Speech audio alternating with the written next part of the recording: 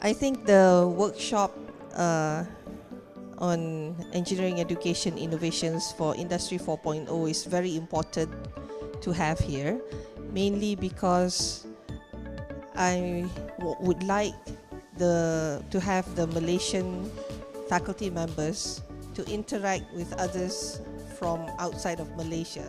As the president of the Society of Engineering Education Malaysia, I'm very fortunate to have the interactions with the global community, and I can see that this is also happening worldwide. So since this is a global issue, I think it's better to have a global outlook rather than just a local outlook. We get to see what others are thinking. We get to see where others are moving towards.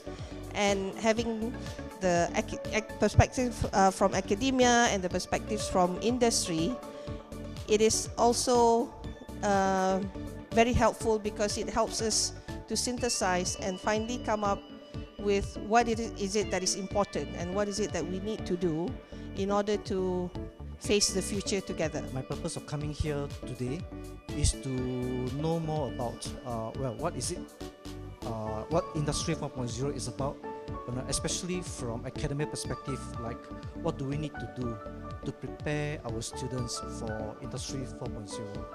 It is important for us to learn about the technology, but it is much more important for us to equip the graduates about the skills that is required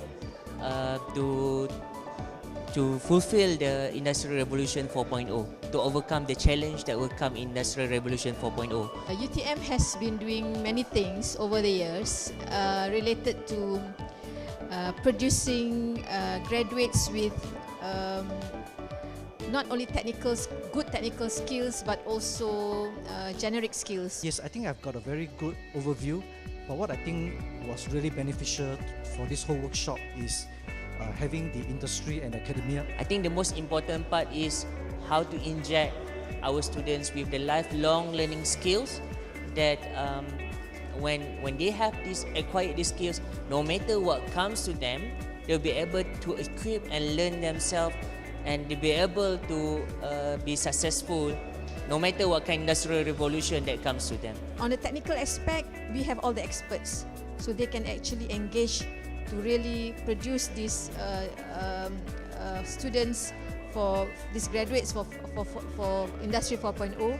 In terms of knowledge-wise, I think they are competent, right?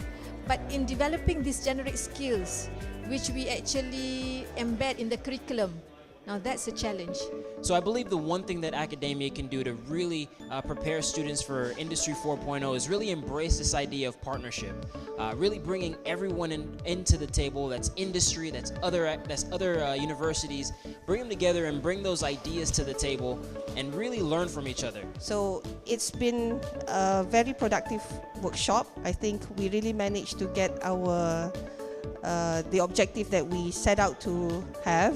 We may not have come up with any solutions at this point of time, but at least there's a common platform that we discuss about in terms of challenges, what we need to resolve and so on.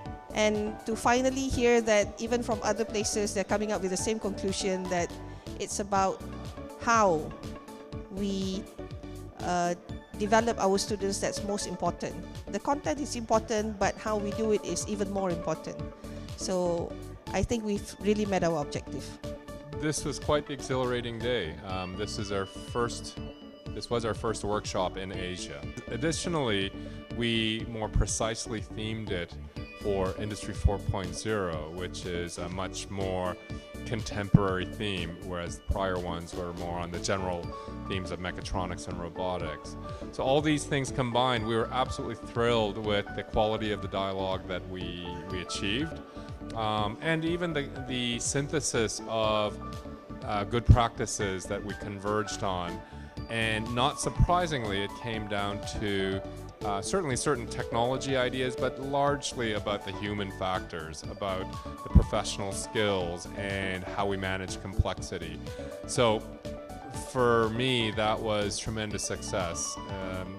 and mainly because it starts reinforcing, in fact, it continues to reinforce these common themes. So these workshops seem to be genuinely achieving consensus on some very important complex contexts in the modern engineering world. And this gives us even more fuel to continue this global dialogue into different regions in the upcoming year.